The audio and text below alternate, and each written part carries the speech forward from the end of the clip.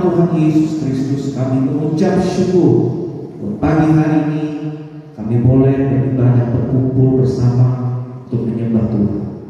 Kami sudah mengenal bahwa Engkau Allah yang baik, dan oleh karena itu kami juga mau menikmati kebaikan Tuhan. Kami sudah memuji Tuhan, dan tiba saatnya kami mau merenungkan kebenaran firman Tuhan.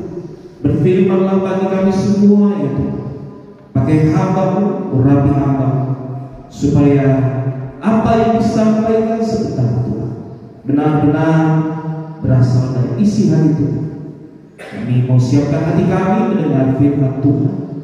Hanya dalam nama Tuhan Yesus Kristus kami berdoa. Haleluya. Amin. Shalom. Ya, sebelum saya menyampaikan firman Tuhan, saya mau perkenalkan diri dulu. Katanya tak kenal maka saya. Nama Tony Galino itu nama asli, saudara. Orang kenal dengan Denny Daipan. Padahal tidak ada hubungannya sama sekali ya. Jadi rupanya orang tua dulu berkelahi, satu mau Denny, satu mau Tony Galino, yang memang Tony Galino. Jadi tetap panggilannya Denny karena orang tua pihak mama maunya namanya Denny, pihak papa maunya Tony Galino. Jadi panggilan Denny, nama resmi Tony Galino.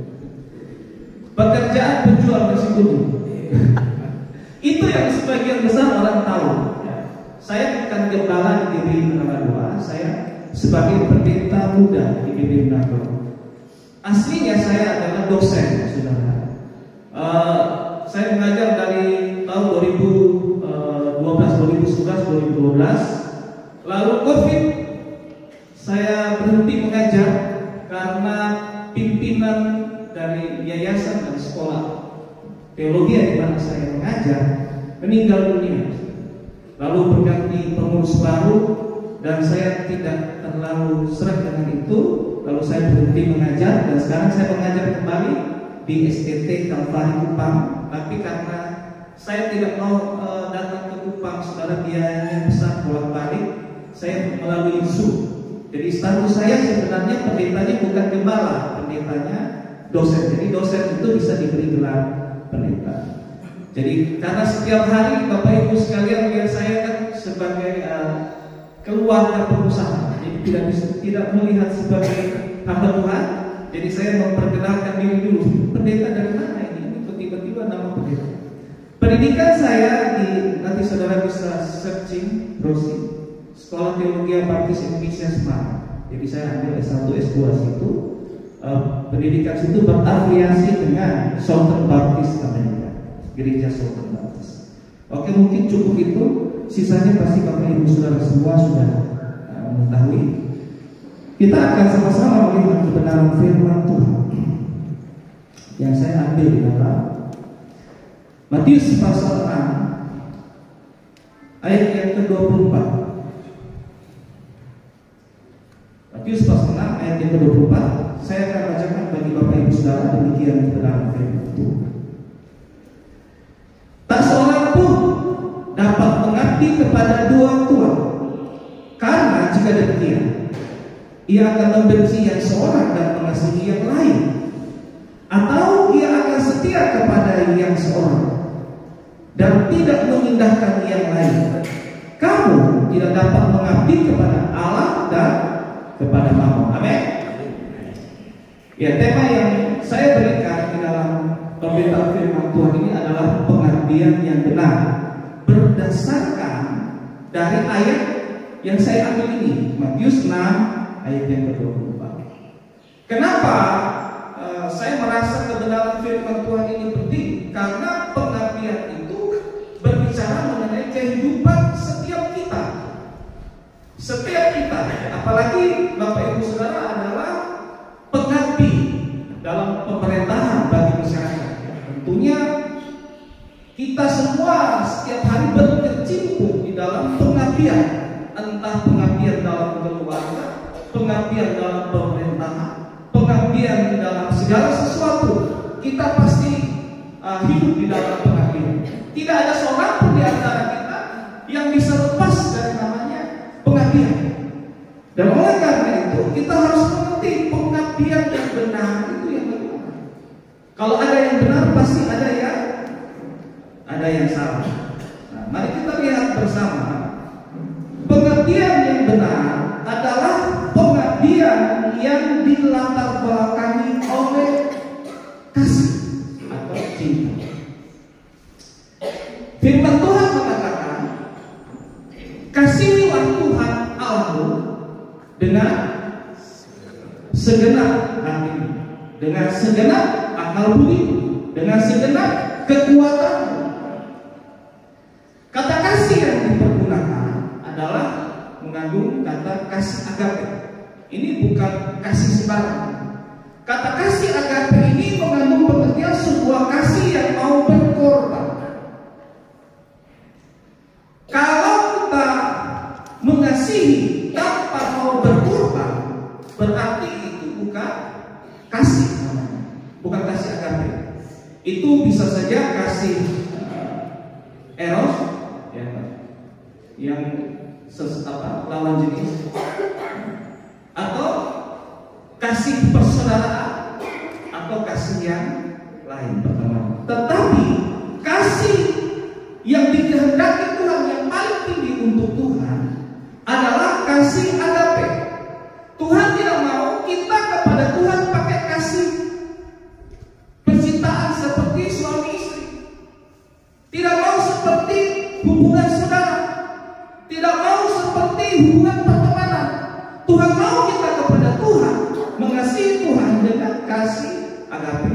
Kalau kita kembali ayat ini, saudara, firman Tuhan mengatakan,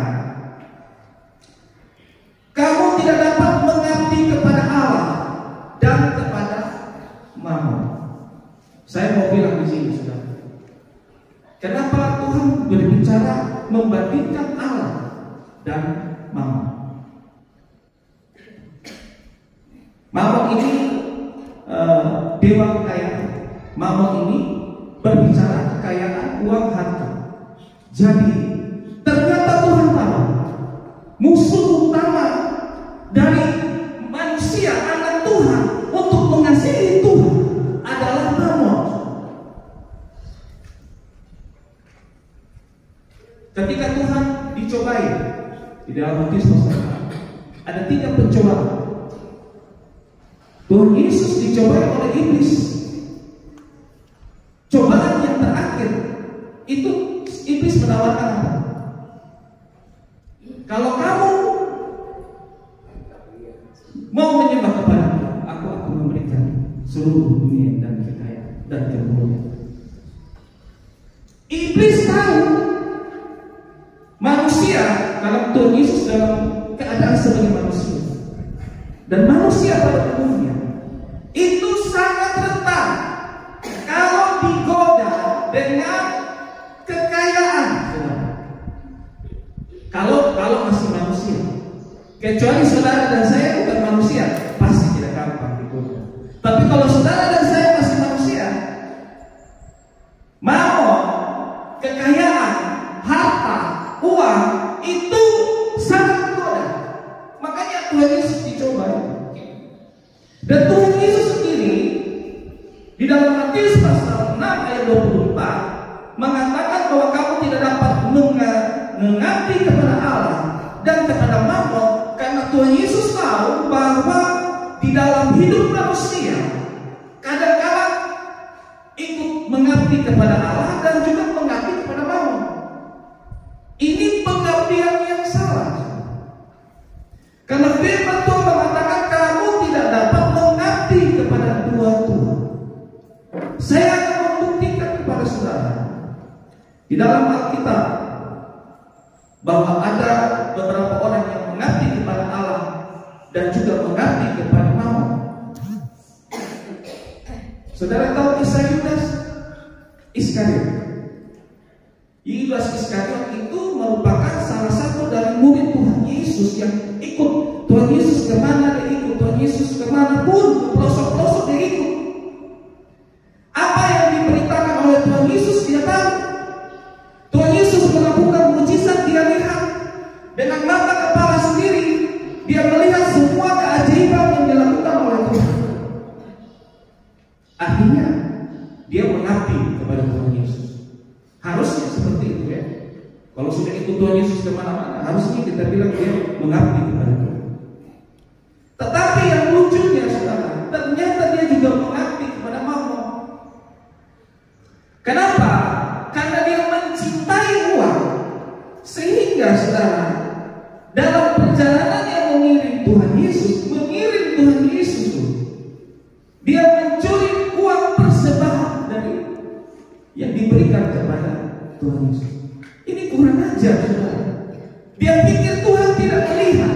Nah, inilah saudara. Pencuri itu biasanya dia menyangka kalau manusia tidak lihat, Tuhan tidak lihat. Iya. Kalau orang mencuri, dia tahu saja orang sudah lihat. Nah, dia pikir Tuhan ini manusia. Dia tidak berpikir bahwa Tuhan Yesus ini Allah. Tuhan tahu. Dan memang ini orang yang dipersiapkan untuk untuk mengkhianati Tuhan Yesus. Karena Tuhan tahu. Ada seorang kaya dalam Matius pasal 19, saudara baca. Karena waktu yang diberikan kepada saya tidak banyak. Matius pasal 19 ada seorang kaya, seorang muda. Saudara, dia bilang, Tuhan, sejak aku masih muda, sejak aku masih kecil, aku sudah berbuat banyak hal. Apalagi yang harus aku perbuat supaya aku bisa masuk dalam kerajaan surga? Kira-kira begitu. Kamu tidak boleh membunuh, tidak boleh ini, tidak boleh ini, tidak boleh. Semua sudah saya buat, Tuhan. Semua.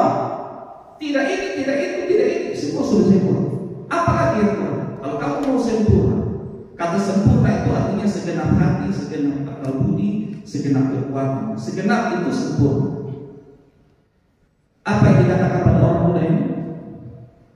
Jual. Separuh atau seluruh? Seluruh. Kita kadang menghakimi, wah kamu Tuhan Yesus tidak mau.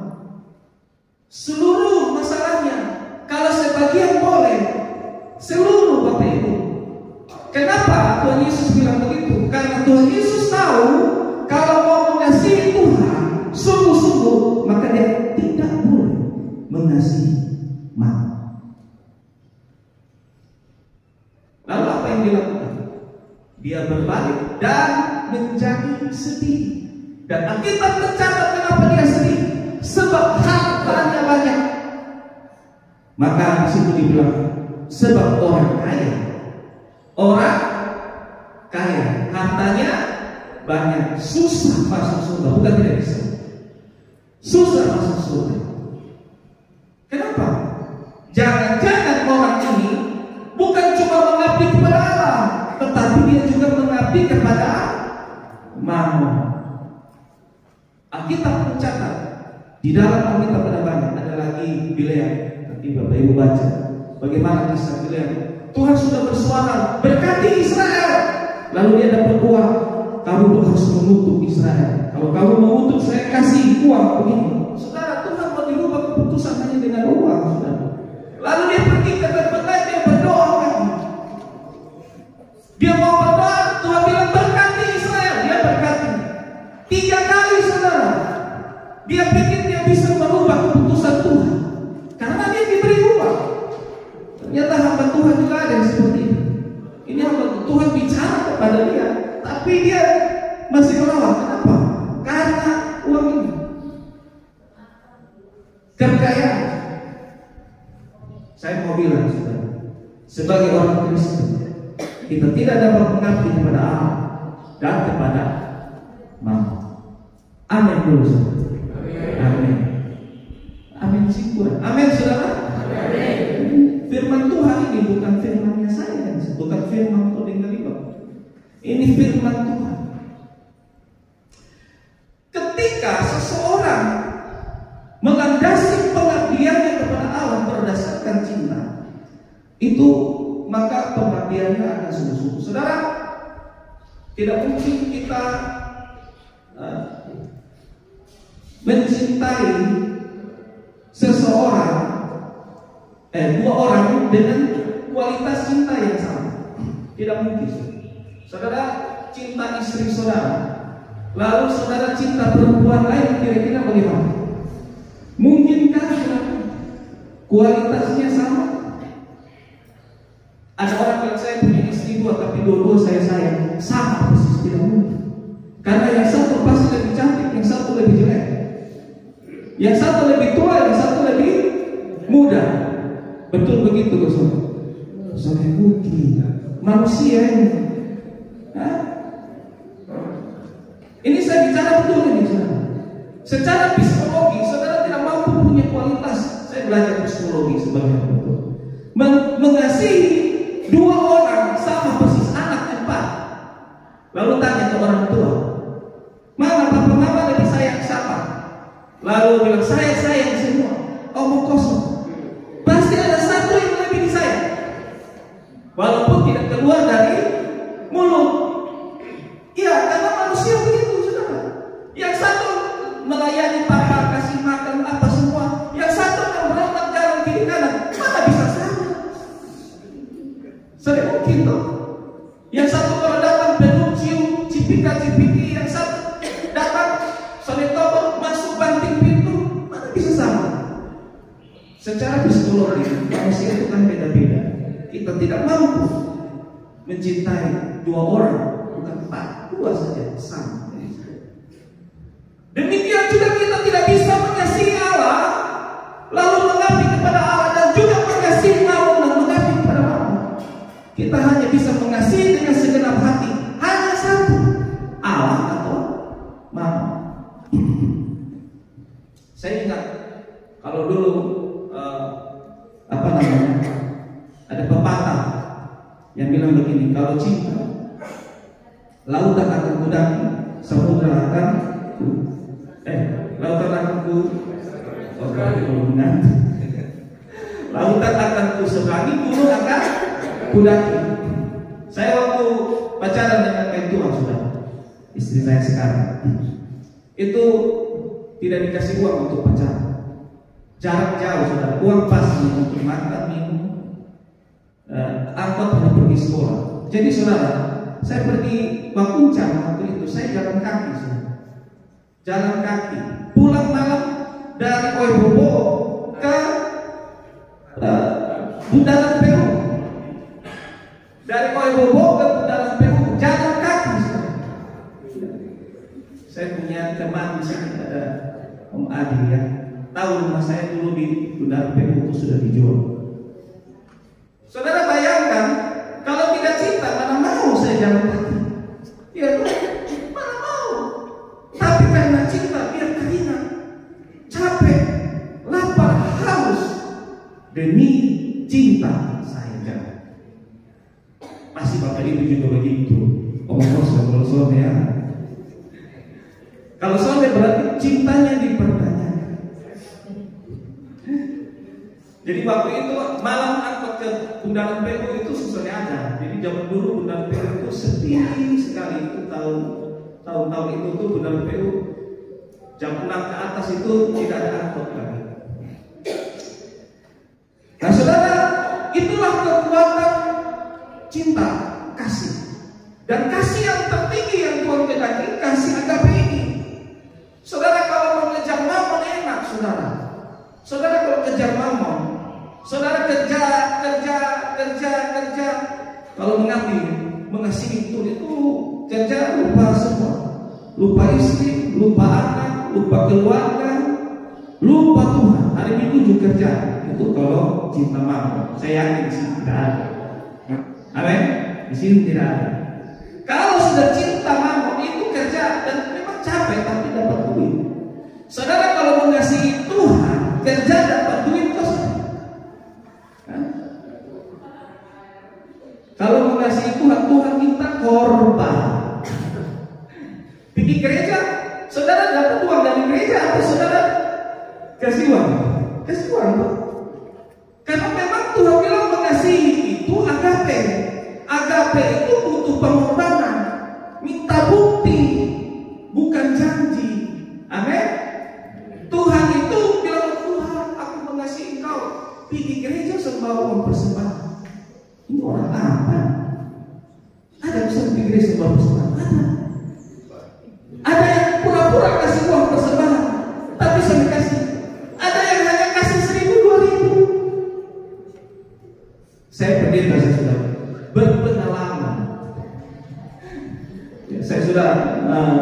melayani di membantu di 5 gereja. Saudara, hampir setiap gereja itu pasti ada orang pelit setengah mati. Pasti dia tidak mau berkorban karena saya tahu dia cinta mammon daripada cinta Allah. Ya kalau disuruh berkorban buat pembangunan gereja, dia sering mau. Tapi coba kalau di Rote bilang tuh,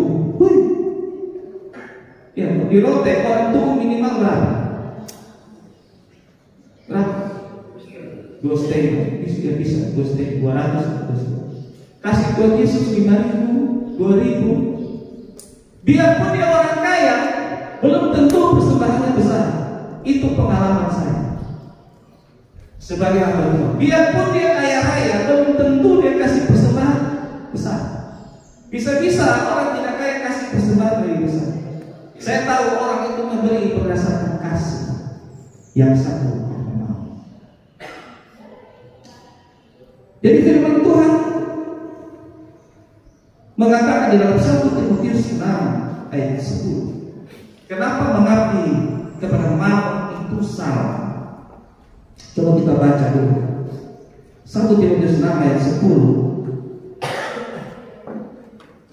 Karena akar segala kejahatan ialah cinta uang. Itu cinta, bukan uang. Akar kejahatan itu bukan uang, tapi cinta uang. Sebab oleh memburu ini bukan cari kerja. Memburu ini nafsu akan uang. Beberapa orang telah menyimpang dari iman. Jadi menyimpang dari iman ini artinya orang Kristen. Karena uang dia menyimpang tuh lari sih. Namanya ini harusnya lurus begini, tapi karena uang menyimpang sih. Ini uang punya pengaruh menyimpang dari iman dan menyiksa dirinya dengan berbagai duka. Kenapa orang bisa karena cinta uang, cinta kekayaan, cinta harta bisa menyimpang dari iman? Kenapa bahkan bisa menyiksa dirinya dengan berbagai duka? Contoh yang menyiksa dirinya dengan berbagai duka. Saudara, saya dulu di Semarang. Jalan kaki saudara ke kampus. Ceritanya saya ini tidak disetujui orang tua untuk kuliah. Jadi semua itu serba terbatas. Awal-awal saya jalan kaki saudara. Hanya bisa untuk beli sikat gigi, sabun, itu putih rambut. Jadi sengaja dibuat susah supaya jangan jadi hamba Tuhan dan sekolah kita supaya pulang. Lalu saya berdoa nih, Tuhan, coba kalau mereka punya motor pasti tinggi kampus gue, ya kan? Ini kisah, ini betul-betul terjadi, ya? Bukan perumpamaan, ini betul-betul terjadi. Jadi jangan saudara lihat finisi lalu saudara pikir saya jadi hamba Tuhan disupport dengan kekayaan yang tidak ada. Lalu singkat cerita, suatu hari saya dapatkan uang 3,5 juta. Saya beli motor bekas. Waktu saya beli motor bekas, lalu saya dapat support dari sekitar mungkin ada 5-6 tahun.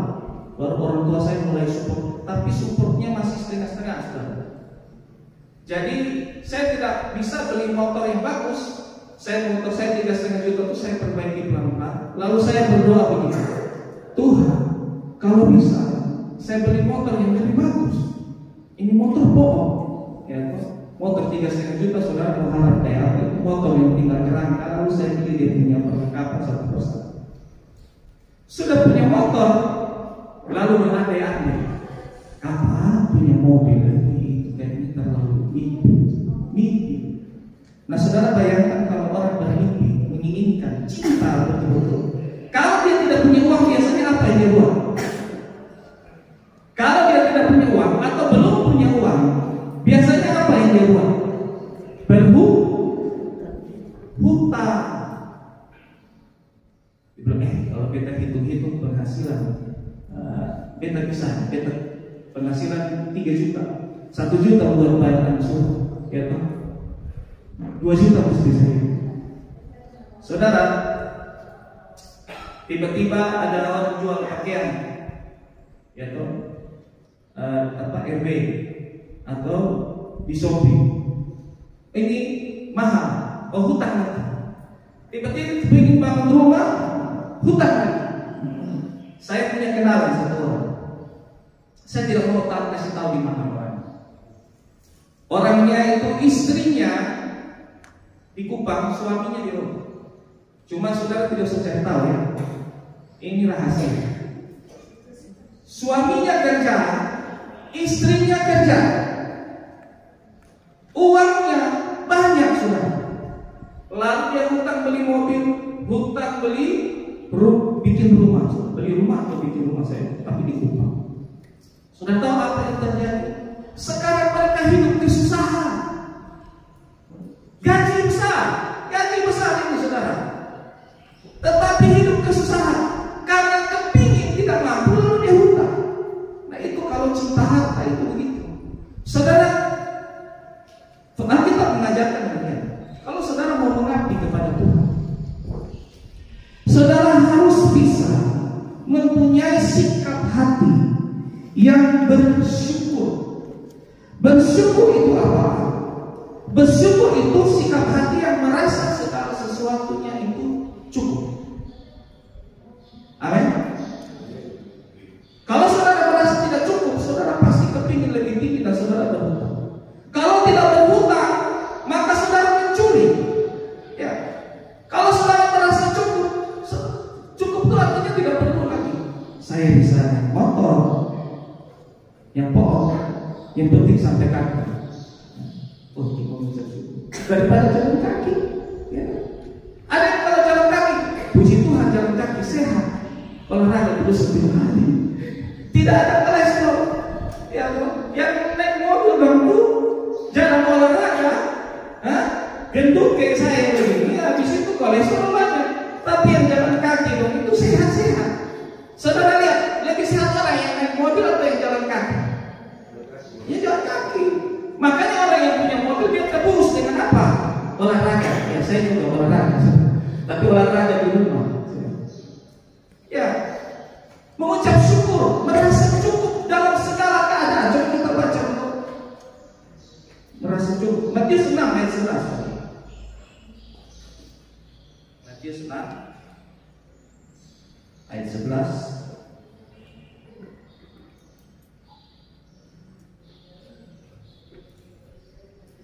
Ini doa Bapak kami. Berikanlah kami pada hari ini makanan kami yang secukupnya.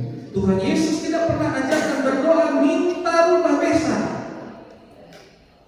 Ini Tuhan Yesus yang ajar. Tuhan Yesus tidak pernah ajarkan minta mobil mewah. Tuhan Yesus mengajarkan minta makan, dan makan itu cukup. Kita jadi orang Kristen pernah berdoa, berikanlah kami pada hari ini makanan kami yang secukupnya, atau berikanlah kami uang sebanyak-banyaknya. Nah ini kita melihat diri kita ya. Pengajaran di dalam Tuhan ini begini. Aslinya ini Tuhan itu ajarkan kepada kita untuk hidup sederhana. Saudara, hidup sederhana itu artinya walaupun saudara mampu hidup mewah, tapi saudara tetap hidup sederhana. Karena yang diperlukan oleh manusia itu makan minum cukup. Alkitab berkata asal ada makan minum cukup. Amin dulu saudara. Saudara kayaknya tambah semangat kalau saya begini. Kalau saudara diberkati, minta uang banyak, semangat saudara. Tapi saudara banyak kita berdoa minta makan secukupnya. Aduh, gimana? Saya ada gregetnya saudara. Soalnya semangat ikut Tuhan hanya minta makan secukupnya.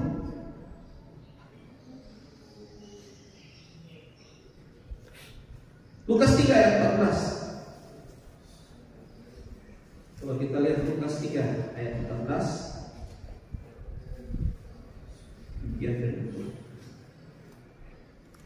Dan prajurit-prajurit bertanya juga kepadanya, dan kami apakah yang harus kita perbuat Jawab Yohanes kepada mereka, janganlah merampas, jangan memeras, dan cukupkanlah dirimu dengan gajimu. Nah, ini cocok buat pegawai negeri itu. Kalau saya tidak digaji, kalau prajurit digaji, Bapak Ibu Saudara semua digaji. Firman Tuhan mengatakan, cukupkanlah dirimu dengan gajimu. Saudara tahu alasan saya jual nasi kuning kenapa? Saya tidak ambil persembahan dari gereja. Hampir semuanya di gereja kami ada 4 orang pendeta, hanya 1 yang dapat persembahan kasih. Itu karena beliau memang sangat membutuhkan, tapi bukan gaji, karena hanya dikasih sekitar 500.000.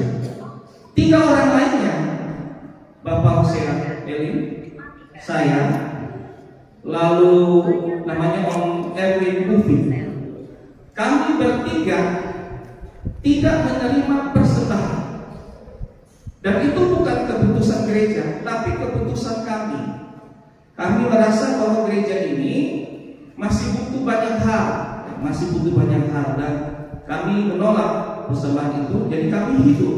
Saya sebagai dosen pun, dosen teologi itu tidak ada gaji besar, saudara. Anak sekolah Alkitab itu banyak yang mau minta beasiswa, karena orang tua tidak mau anaknya sekolah teologi. Ya toh? Orang tua kepingin anaknya jadi apa? Dokter, pilot, tentara, pegawai negeri.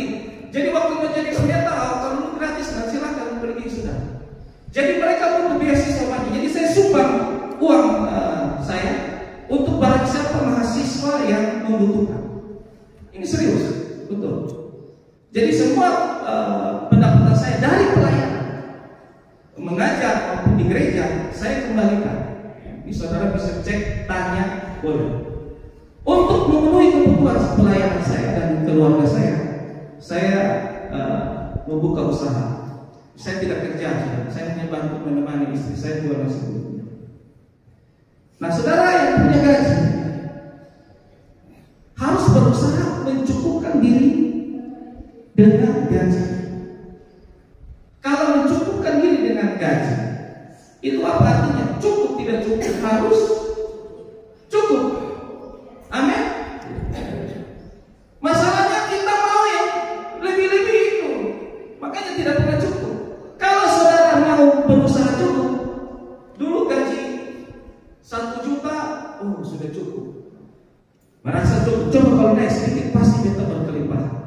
Gaji 2 juta ternyata belum cukup juga, saudara. Coba kalau naik sedikit pasti kita cukup. Gaji 3 juta masih belum cukup. Bahkan saudara ada yang gaji 15 juta tidak cukup. Kenapa? Karena gaya hidup saudara. Ketika kita gajinya naik, gaya hidup kita berubah. Coba kalau saudara gaya hidupnya tidak berubah. Saudara, di sini saya bisa beli kalung emas yang tebal, itu saya bisa beli. Tapi dia tidak pernah mau beli sebenarnya. Saya kalau pergi acara pesta, coba sekali-sekali pakai itu emas yang ada dibeli. Itu ada anting-anting, dia ada dulu anting-anting hadiah besar, saudara. Jadi terlalu besar, saya suka pakai. Saya mau beli gelang tangan, kasih dia. Bapak pakai itu saya enak, isi. Kalau hilang menangis, ya kalau jatuh hilang menangis, biar saja. Ya puji Tuhan, saya punya istri pengeluaran sedikit, saya bersyukur. Ya kalau istri pengeluaran sedikit, suami senang. Amin. Ya, pengeluaran sedikit pasti suami senang.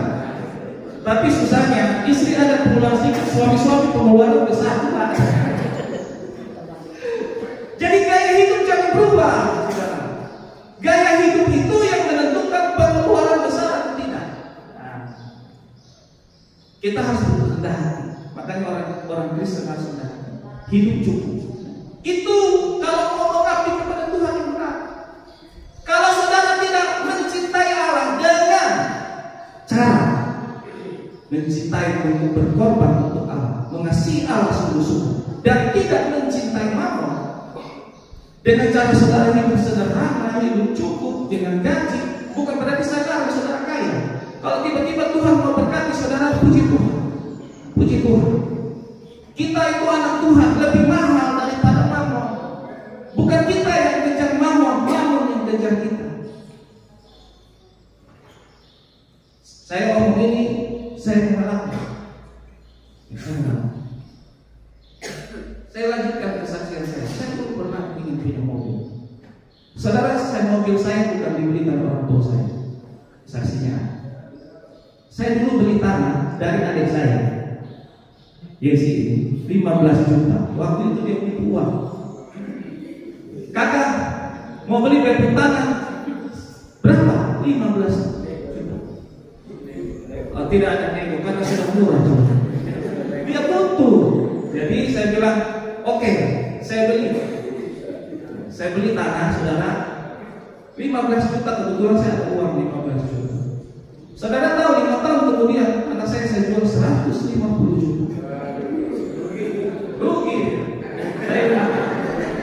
Karena saya pendeta, saya diberkati Tuhan lebih dari dia. Nah, saudara, saya mampu beli mobil dengan tambah uang sedikit, beli mobil yang kayak gitu tapi baru.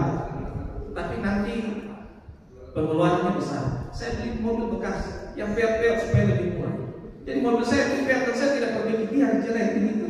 Yang penting dalam bersih, bisa jalan antar istri pergi belanja, tidak kepanasan. Ya bisa. Jadi kalau mau mobil bisa tidak? Kalau Tuhan mau berkati, bisa. Dengan uang sedikit, saudara. Bisa. Kalau kita anak Tuhan, bukan kita yang kejar mamon, mamon yang kejar kita. Amin. Ya. Satu cerita terakhir, kesaksian terakhir sebelum saya tutup. Satu kali saya melayani di kota Semarang, di pinggiran, saya melayani di gereja kecil. Sebagian besar jemaatnya penjual di pasar. Lalu ada seorang jemaat anak Tuhan, masih muda, suami istri. Istrinya tiba-tiba diangkat sangat tinggi. Dia jadi sebuah pimpinan di perusahaan Nestle. Nestle itu Denko itu termasuk Nestle ya. Nestle. Jadi dia di Sidoarjo. Nah, suaminya tidak mau pindah ke Sidoarjo. Suaminya mau tetap di Semarang. Lalu suami istri datang ke rumah saya tanya, "Om, kalau jemaat biasanya di sana panggil Bapak Pendeta Om. Om, ini saya sama suami bingung. Suami tidak ada kerja. Saya dapat kerjaan di sana, dikasih rumah dinas, dikasih mobil, dikasih semua fasilitas. Om, suami saya tidak mau pindah. Bagaimana? Ini suami istri tidak bertengkar dalam rumah. Lalu apa kata Alkitab? Istri ikut suami atau suami ikut istri? Suami ikut istri. Istri ikut suami. Amin. Soalnya banyak suami di rumah ikut istri. Ini isi hati atau apa saya tidak tahu. Ya. Alkitab berkata bahwa istri ikut suami. Katakan amin. Lalu dia bilang, tapi om tidak masuk akal. Suami tidak kerja. Maka saya bilang, coba kita berusaha. Kamu buka, dia dulu pernah buka ikut kerja dengan orang di bimbingan belajar. Bimbingan belajar. Lalu saya bilang, kamu buka bimbingan belajar dulu. Kamu berdoa bikin bimbingan belajar. Lalu kamu melamar mengajar di salah satu sekolah swasta Kristen yang terbaik di Kota Semarang. Apa saudara? Saudara tahu bahwa kemudian dia buka bimbingan belajar. Di rumahnya itu mobil tidak bisa masuk, hanya motor. Kiri kanan, naik ke atas gunung, hanya motor yang bisa masuk. Ya. Lebarnya hanya begini, saudara. Naik ke atas gunung, mentok di rumah di situ. Artinya tidak strategis sama sekali, tidak strategis untuk buka usaha. Singkat cerita, usahanya maju, penghasilannya dalam 1 bulan lebih daripada gajinya yang ditawarkan untuk kerja di Sidoarjo. Itu mustahil secara manusia. Tapi kemudian setelah berhasil, ya, mereka datang mengucapkan terima kasih. Belum berhasil sekali, mengucapkan terima kasih, ajak kami makan bakso. Jadi hadiahnya, nasihat pendeta itu hadiahnya makan bakso sudah cukup. Pendeta itu hadiah apapun pasti cukup. Itu Cukup. hak anak Tuhan juga harus. Amin. Ya, ayatnya masih banyak, cuma saya tahu Bapak Ibu semua sudah mengantuk juga. Saya kembalikan kepada meeting.